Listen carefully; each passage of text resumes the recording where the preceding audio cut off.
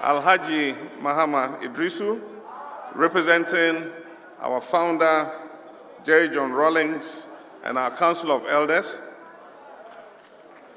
our National Chairman, our General Secretary, Right Honorable Second Deputy Speaker, Right Honorable former Speaker of Parliament, the Honorable Minority Leader, Chairman and members of our National Campaign Team for Election 2020, members of our National Executive Committee, my media friends, our invited guests, party activists and foot soldiers,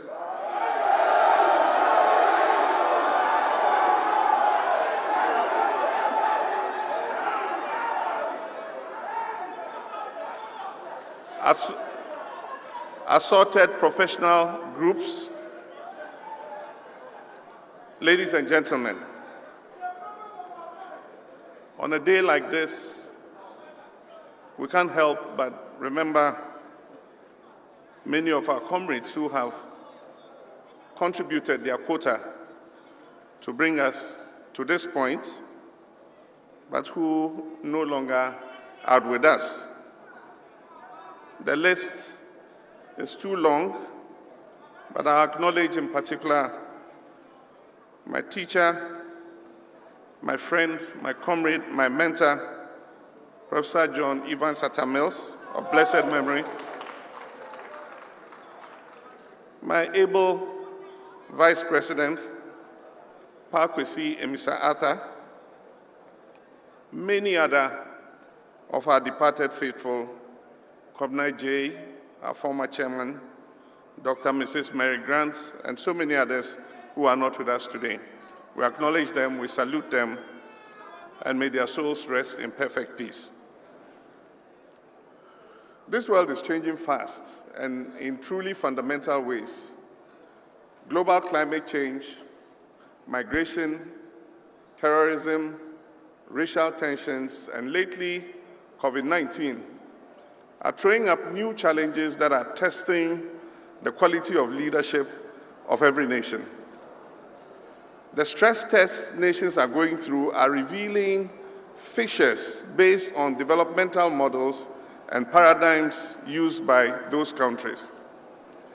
In many cases, countries considered relatively less advanced with smaller economies are emerging more resilient and less affected by the global shocks than some countries that are considered advanced. The case of Vietnam, a relatively smaller country bordering China, and therefore closer to the original source of the coronavirus pandemic, has survived much better with relatively less infections and deaths than known global superpowers. Therefore, never in the history of the world has the quality of a country's leadership been more critical to its survival than now. Leadership that has been proactive and visionary have emerged from the shocks with less effects on their people and economies. Unfortunately, I cannot say the same for our beloved country, Ghana. Our economy is in tatters, and as I said, in intensive care, and we are on track to post the highest ever fiscal deficit in our history since the beginning of the Fourth Republic. Excessive borrowing over the last 4 years have placed Ghana in a high debt risk category with absolutely nothing to show for it. Job losses are at an all-time high, with layoffs and business collapses becoming the order of the day. The capital and lifetime savings of small businesses and households have been eroded by the not too well thought through financial sector cleanup. Business confidence is at an all-time low, with many Ghanaian businesses struggling to stay afloat. Ghanaians are tired and hungry. while an elite few have access to all the opportunities the nation has to offer. Our institutions have been politicized, and there's a gradual erosion of our democratic space. Government has clearly failed to contain the COVID virus and has given up providing timely statistics and data on the status of COVID-19 in our nation. Despite the huge resources that have been made available to Ghana by the IMF, the World Bank, and withdrawals from our stabilization fund, government has failed in its COVID-19 alleviation and containment program. Public education has been poor. Food distribution during the lockdown was chaotic and disorderly. Protective gear remains in short supply, thereby putting our frontline health workers at risk. It is critical that we rescue Ghana from the abyss into which it is sinking.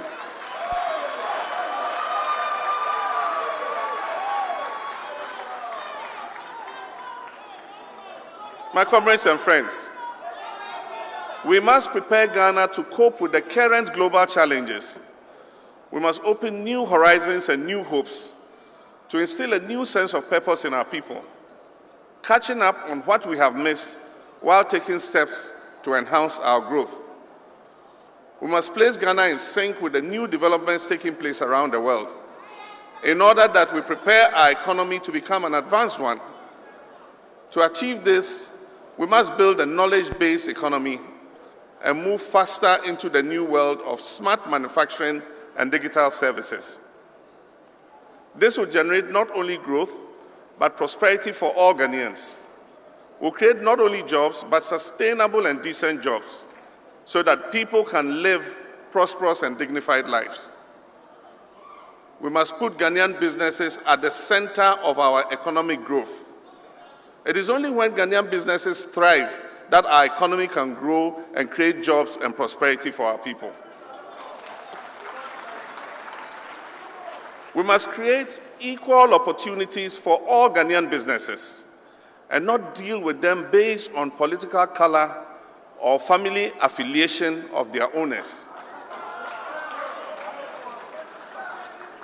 My brothers and sisters, I've had the unique and humbling privilege of providing leadership as president, stepping back, and being elected again to lead the National Democratic Congress into the December 2020 elections.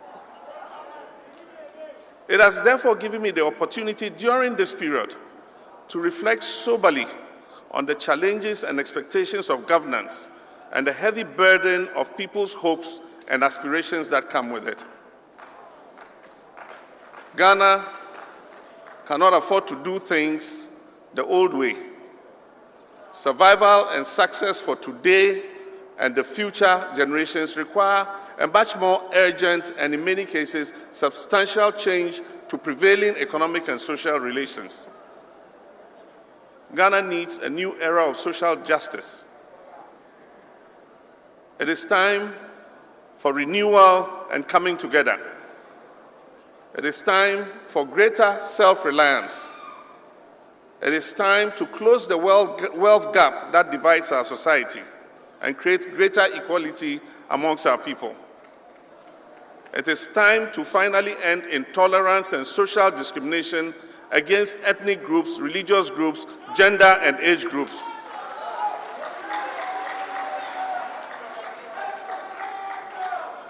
It is time to end repression of the media. It is time to unite and create opportunities for all our people and not just a privileged few. It is time to do this democratically with the full involvement of all our people. With this in mind, we set out to develop the People's Manifesto, a social contract between the NDC and the people of Ghana. To make our manifesto writing process widely consultative and popular, we adopted a bottom-up approach. In addition to internal consultations within the NDC, With our grassroots organs engaged, their communities, we forwarded their expectations to our Manifesto Committee for Inclusion. I was also privileged to hold town hall meetings with representatives of different socioeconomic groupings. I sought to derive a consensus on what the new NDC government must do and how we must do it, and what role citizens want to play in our forward march. I want to thank all the professional groups that gave us a hearing and contributed meaningfully to this document that we're going to launch today. The idea was to distill this knowledge that we acquired from them and make a commitment in our manifesto to the people of Ghana.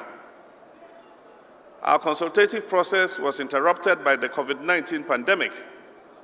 We did not, however, abandon our objectives. We continued using technology and small group meetings to further these consultations. 6 months later, the pandemic is spreading even faster, with more disruptive effects on our lives than the current government had anticipated. From all indications, COVID-19 will continue to plague the world for some time to come. But this manifesto lays the foundation for the renewal of our institutions and progress for all.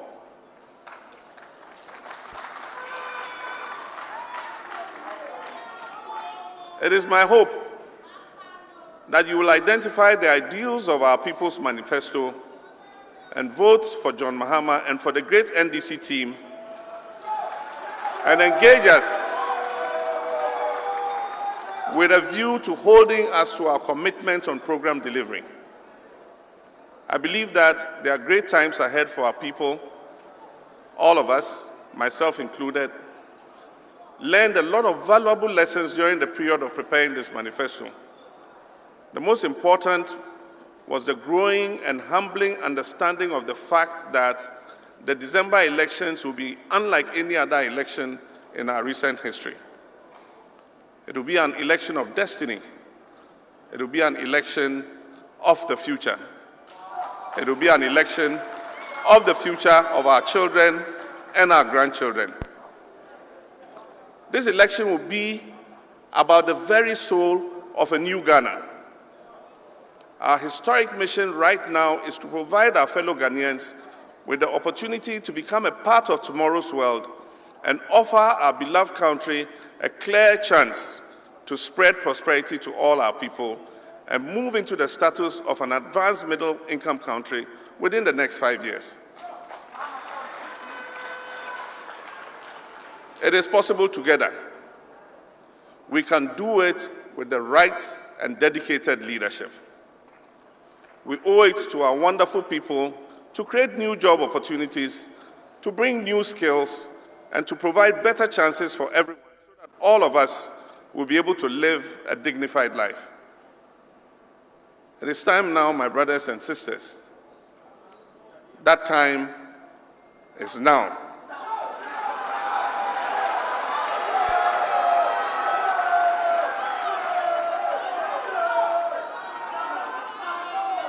The change we all desire starts now.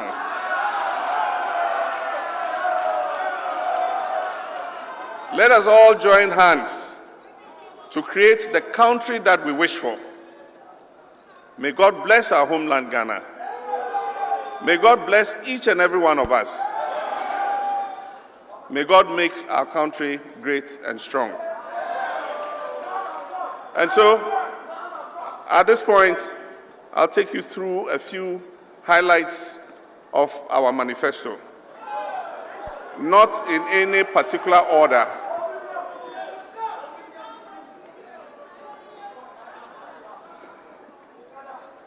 NDC is a social democratic party. We subscribed to a compassionate political philosophy, and we believe in social justice. We create opportunities for all to develop to their fullest potential.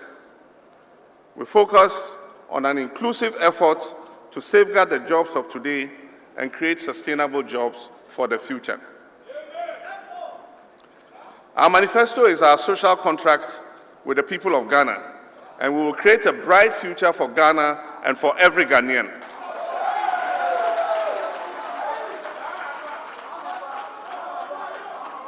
Our priorities are to build a sustainable society with opportunities for all, to promote human development, to continue to prioritize healthcare, quality education, and skills training as the cornerstone for progress and prosperity.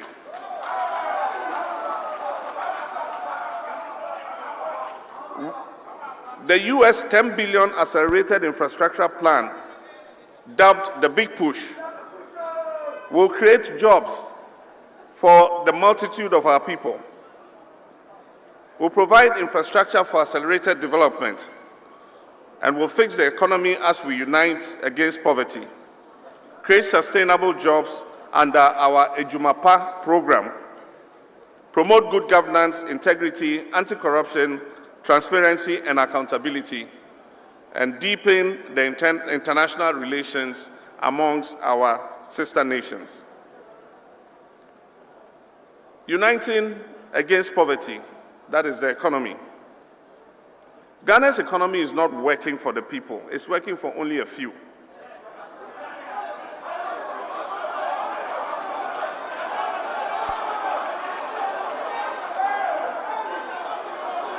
Ghana's economy is not working for the people, it's working for only a few.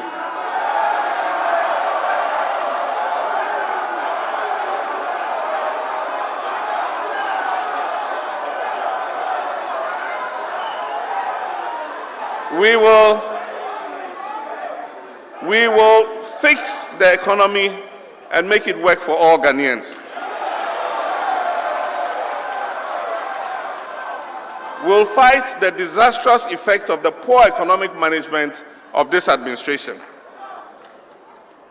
The NDC has the experience to turn around this dire economic situation to bring relief to the suffering masses of Ghana. We will sanitize the financial sector. On the macro front, unprecedented mounting public debt, depreciating cedi, amongst others, are all a telltale sign of an economy in deep distress.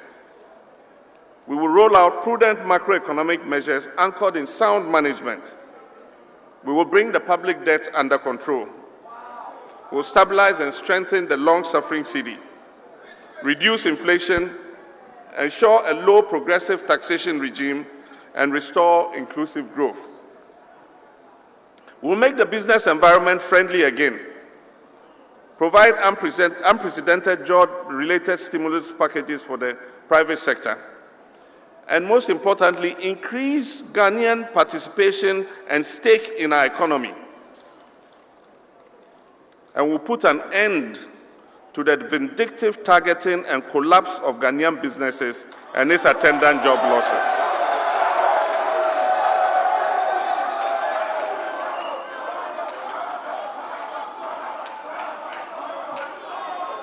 We've done all this before. We ensured the most stable and prosperous period of economic management in Ghana's history. We ensured the highest ever GDP growth rate in the history of Ghana. We ensured the longest sustained period of single-digit inflation in economic management in the history of Ghana. We implemented fiscal prudence and for the first time managed the 2016 budget with zero borrowing from the central bank. The NDC established the Ghana Exim Bank to promote jobs and exports. The NDC will again generate economic growth that creates infrastructure and sustainable jobs. We will usher Ghana into an era of shared prosperity, and all Ghanaians will reap the fruits of their labor. We need to turn our beloved country, Ghana, into an advanced one, and we must eradicate poverty. It is possible, and we will do it.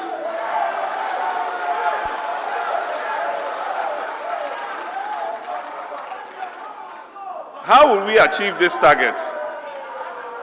How will we achieve these targets? We will then exempt small businesses from paying corporate and personal income tax. That is to re-inject their profits back into the businesses. We estimate that this will involve about 1.4 billion Ghana cedis a year. And that will be the best stimulus you can inject back in order to expand small and medium enterprises. For medium-sized Ghanaian businesses, we will reduce the corporate income tax rate from 25% to 15%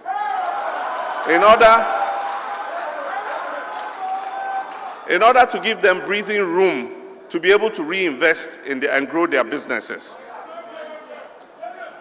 But very interesting, we will exempt newly established medium-sized companies that employ up to 20 people or 20 workers from paying corporate income tax for the first year when they are establishing the business.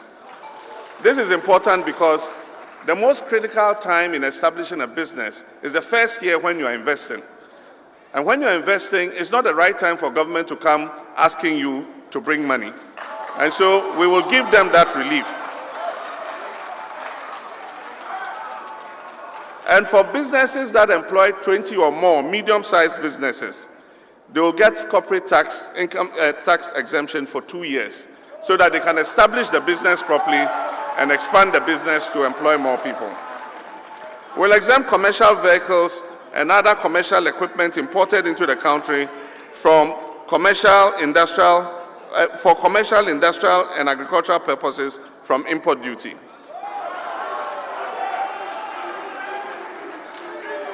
We will review the Customs Amendment Act 2020, that's Act 1014, to scrap the law banning the importation of salvage vehicles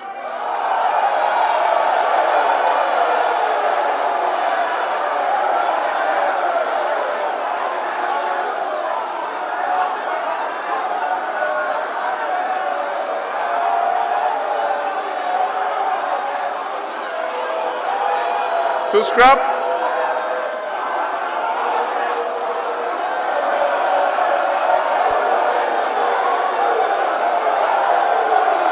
I think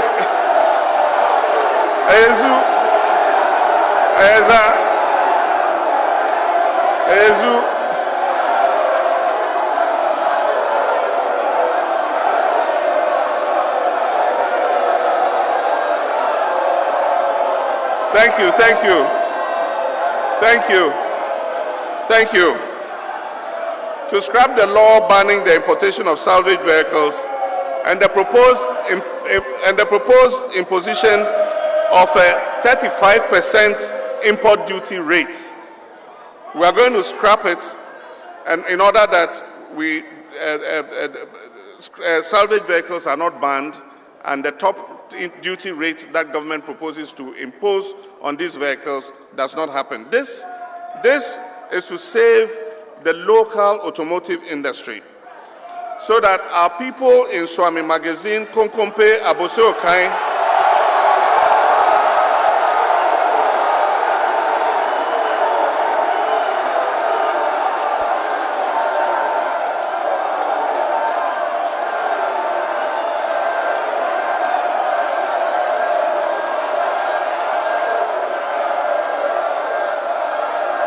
Thank you. Thank you. Thank you.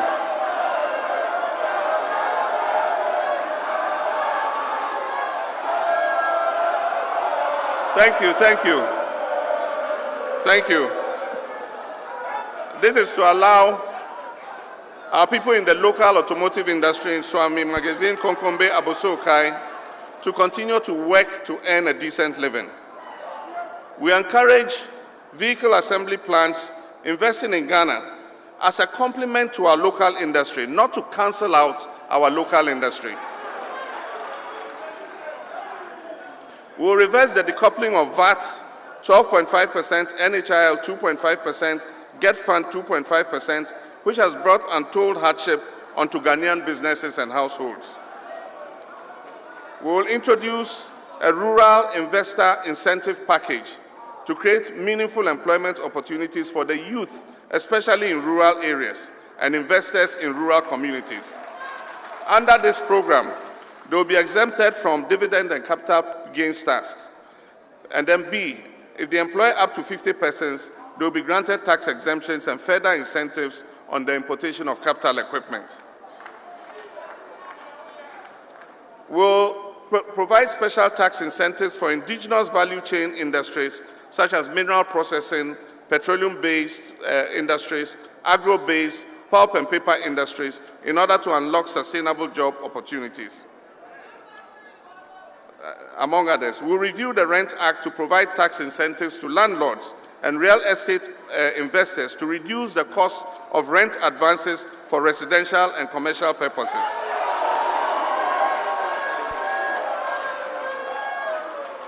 Restructure the Rent Control Office into a Ghana Rent Authority to effectively implement the new Rent Act in the interest of tenants and landlords.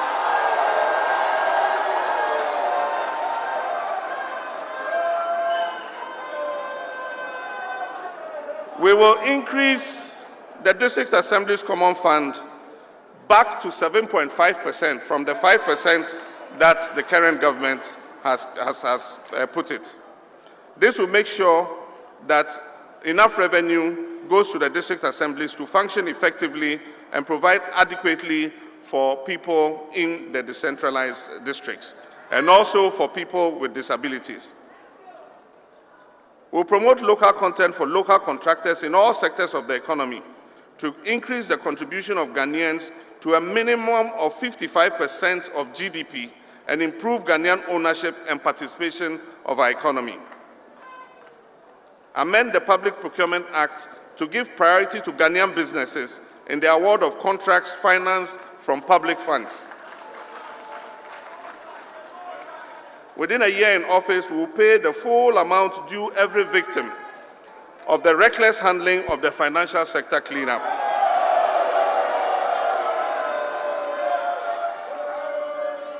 Conduct a forensic audit on the entire financial sector cleanup exercise, including the Ghana Amalgamated Trust.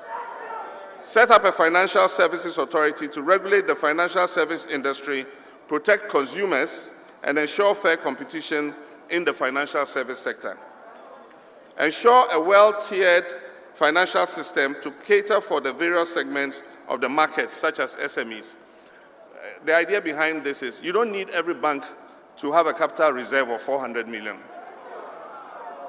So we'll create several tiers so that there will be banks that want to lend to small and medium enterprises, and a capital reserve of 100 million will be enough for them.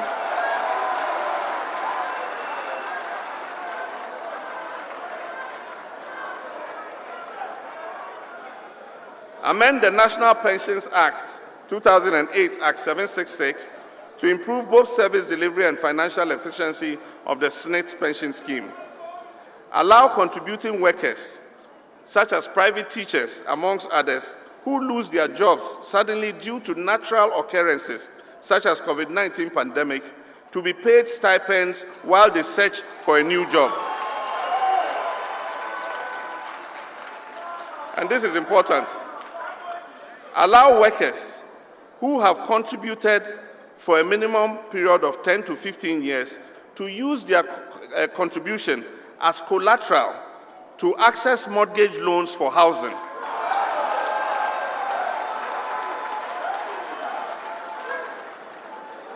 We will pay pensioners, and they'll be happy about this, an annual 13th month bonus. Under the Ghana Framework for Industrial Revitalization, Support and Transformation, which we call Ghana First, we will boost the real sector of the economy. And the 16 strategic growth areas are going to be agriculture and agro-processing, pharmaceuticals, health tourism, light manufacturing, including apparels, accessories, and assemblages, educational service exports, financial services, furniture, ICT business services and logistics, oil and gas petroleum sector, strategic minerals including salt, tourism, tree crop development, coastal landscape and forest management, afforestation, infrastructure, construction, waste management and recycling, and high-tech manufacturing, including chemicals. To stimulate economic growth and create opportunities for sustainable jobs through agri-business, we will realign the Ministry of Food and Agriculture into a Ministry of Agriculture and Agribusiness. This is to capture the full value chain, because we've concentrated only on production, and when we have produced, we don't have the capacity to process the produce and make them available to the market. We'll put Ghana on the path of self-sufficiency in the production of commodities and also for exports. We'll delineate agro-production and processing zones for medium to large-scale production. These include examples like Brong-Ahafo is the leading producer of cashew nuts, but yet we don't have an active cashew processing capacity in Brong-Ahafo. And so we'll put that in. There are places that are good at ginger production. We'll process the ginger into ginger powder, ginger oil for export. There are places that are producing rice. We'll put rice milling equipment so that we can mill the rice for the local market and, if possible, for export. Provide micro-processing equipment to farmer cooperatives. For instance, in the palm oil growing area, if you give a group of farmers, a cooperative, a small processing mill to be able to process their palm oil for the market, it will add value to what they are doing. In the cocoa sector, cocoa processing for value addition will ensure the processing of at least 50% of our cocoa beans locally before we export. We'll restore the distribution of fertilizer inputs and free fertilizer inputs and seedlings to cocoa farmers. Support small cocoa processing companies and artisanal cocoa products, process and market finished and semi-finished cocoa products, in addition to raw cocoa beans, amongst many others. Government support to pharmaceutical industries. Roll out a pharmaceutical industry financial and technical support program. We've done this in the past. When I was president, we financed the pharmaceutical industries to the tune of 50 million Ghana cedis, and it enabled some of them to be able to begin to export into the sub-regional market. We will enhance this so that Ghana becomes a hub for pharmaceutical manufacturing in West Africa. We'll develop a national policy to restructure the small-scale mining sector. We'll set up what we call a gold board. This board will be responsible for small-scale mining sector to provide mining support services, and especially in the area of safety. We will attach mining safety officers and graduates from the University of Mines and Technology to all small-scale mining companies to ensure that they do the mining in safety and according to the regulations. We'll train small-scale miners in land reclamation techniques as a critical component of their operations. We'll promote legally and properly operated medium and small-scale mining to become attractive and well-paid business ventures, creating jobs for our youth. We'll reissue confiscated legitimate mining licenses to miners. For persons whose mining concessions have been illegitimately seized, we shall return the concessions to the legitimate owners.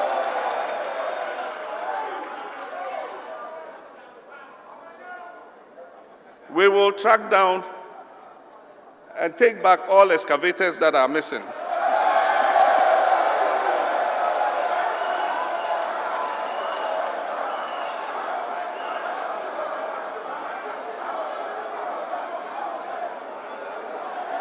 And we will return the excavators to their rightful owners.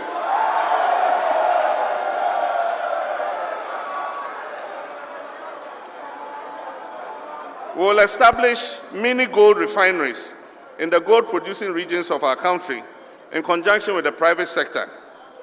And we will halt the export of unrefined gold produced by small-scale mining companies. The central bank will play a role in financing and certificating high-quality gold bullion for export. We will hold a portion of our international reserves in gold to help stabilize our economy and our currency.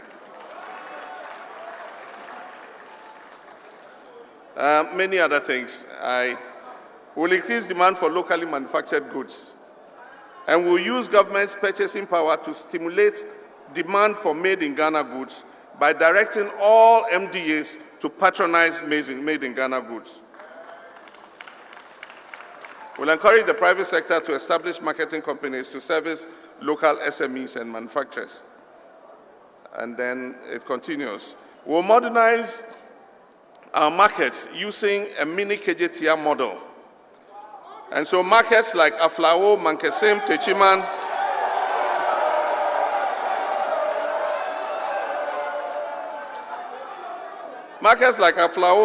Techiman, and others will get a smaller version of a KJTR market.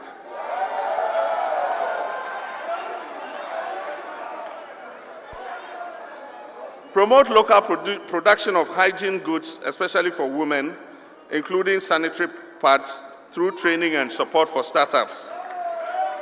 Revive the textile industry by providing support to local textile companies such as Akosombo and Drop-on Textiles. Establish agro-processing factories in various districts in collaboration with the private sector, such as fruit processing in Lower Manya, cashew processing in Bono and Bono East, amongst others. Now the big push, 10 billion big push.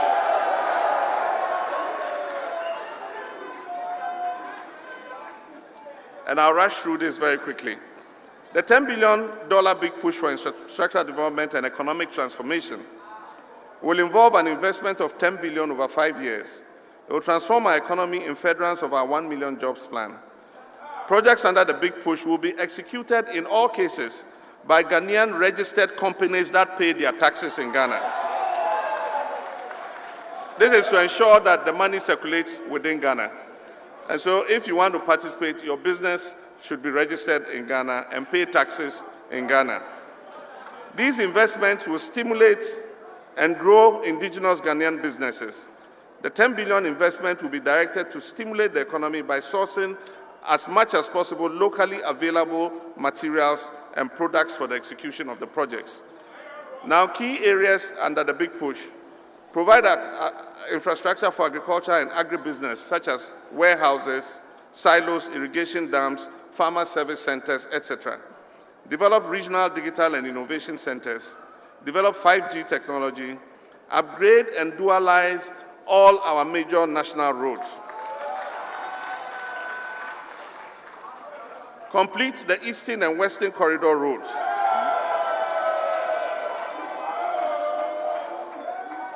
Upgrade other major national highways, urban and feeder roads. Expand the railway network by implementing the 2014 Railway Master Plan. Construct a domestic airport in Upper East Region. The land was secured when I was president, and it's a project that we will continue. Extend the runway of the Kumasi International Airport to accommodate bigger aircrafts. Upgrade the Sunyani Airport. Engineer and construct major markets, starting with Aflao, Mankesim, Techiman, Kintampo, Sampa, Elubu, Nima, and Asesewa.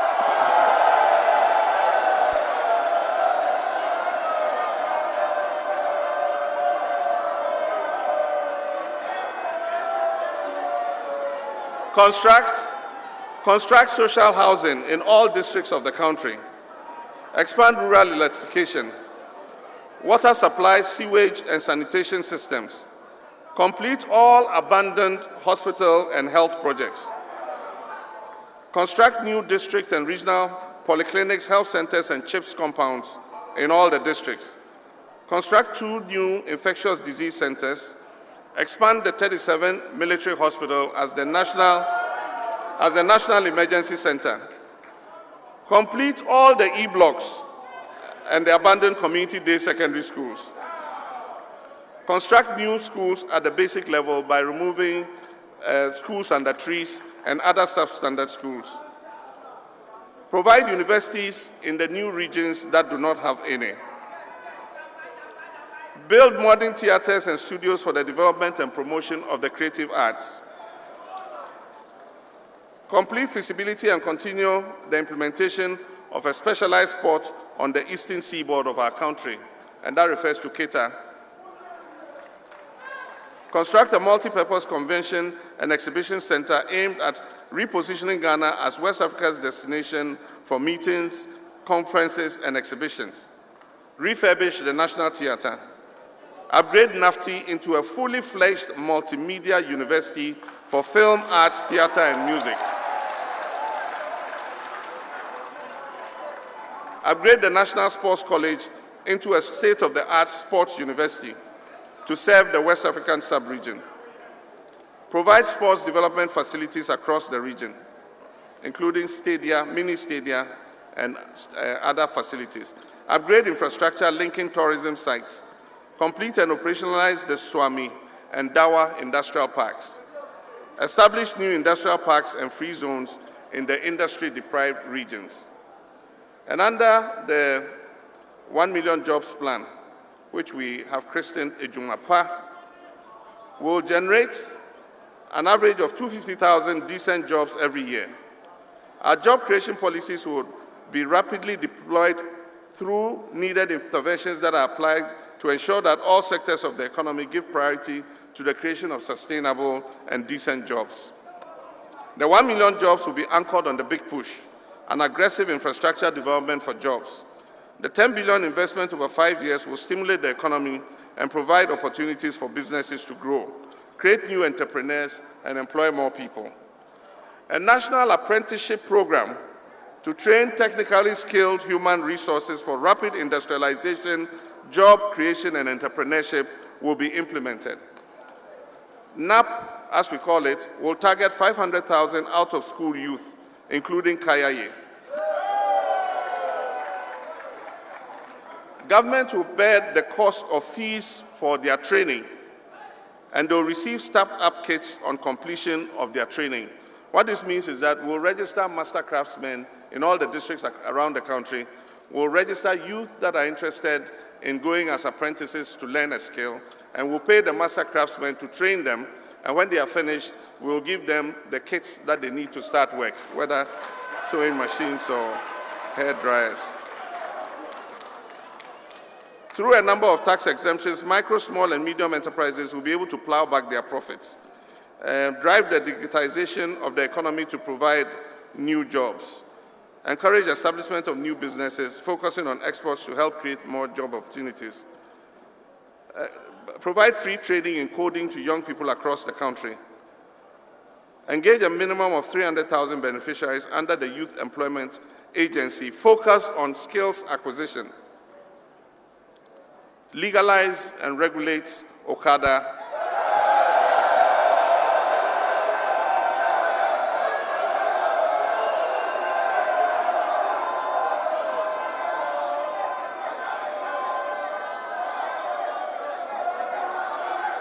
legalize and regulate Okada business in order to make it safer and be an avenue for employment.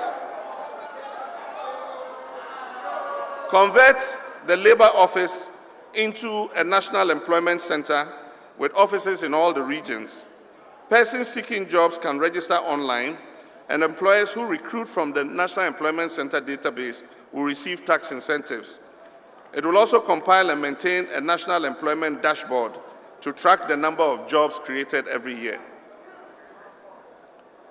And getting to the end, social housing. Roll out social housing, I said that already, in every district. Implement a national mortgage assistance scheme and rent-to-pay agreements over 15 to 20 years. So if you are working and you have between 15 and 20 years to the end of your working life, you can be allocated one of the houses. The money you'd have paid for rent, you use it to pay and own the house.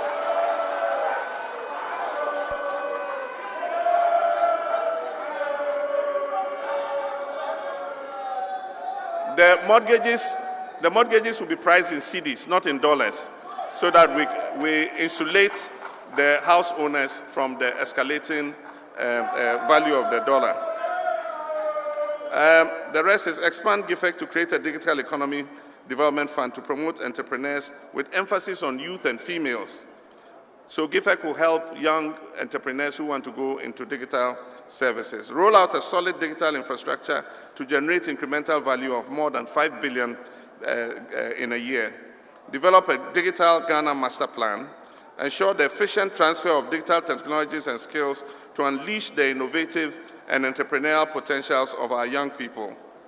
Commence the building of a national information highway, that's the Ghana Broadband Network, which utilizes 5G and fiber optic technologies. Move to an affordable universal licensing regime, including 5G, that allows flexibility for telecom companies to tap into new technologies. Identify and support young people to develop e-applications to support the delivery of public services. Introduce a uniform transactions fee to guide the electronic payments industry. Migrate all persons to government payments onto electronic platforms. This is to speed up the achievement of a cashless society. And so these are some of the programs planned. There are many. It's a quite detailed manifesto. And so I'll take a break here, and I'll invite my running mate to go through some portions on human development, and then after that, I will come and wrap up. Nana. I agree with that the free senior high school was rushed. Meanwhile, the implementations and necessary things that are supposed to support it were not there. That makes it to be rushed. If this implementation that Mahama is talking about